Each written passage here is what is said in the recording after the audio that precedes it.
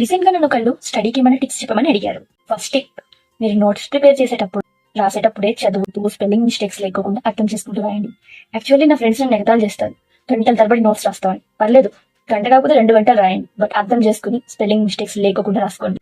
Number 2, మీరు చదువుతారు కదా ప్రిపేర్ చేసుకున్న నోట్స్, ఎగ్జామ్ ముందు 10 సార్లు అది వదిలేయండి. ఎందుకంటే అక్కడ ఉన్నదే రాయాలని ఏం రూల్ లేదు. మీరు ఆ కంటెంట్ మంచిగా అర్థం చేసుకుని, ఓకే ఇది దీనికి సంబంధించిందా, ఓకే ఇది ఇదా అని రాయండి. మీరు మంచిగా కంటెంట్ అర్థం చేసుకుని దాన్ని మీ ఓన్ గా రాస్తే మీరు ఎక్కువ మార్క్స్ స్కోర్ చేయొచ్చు. నెంబర్ 3, ఇది మీకు ఎగ్జామ్ లో యూజ్ అవుతుంది.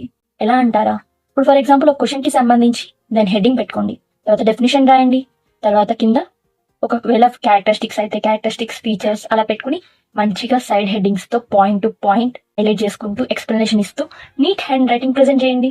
మీరు ఆ 10 సార్లు చదివే చోట టైం మిగులుద్ది కదా, ఆ టైం మీ హ్యాండ్ రైటింగ్ ఇంప్రూవ్ చేసుకోవడానికి యూజ్ చేయండి. సో ఇలా చేస్తే మీకు ఎక్కువ మార్క్స్ స్కోర్ చేసే అవకాశం ఉంది.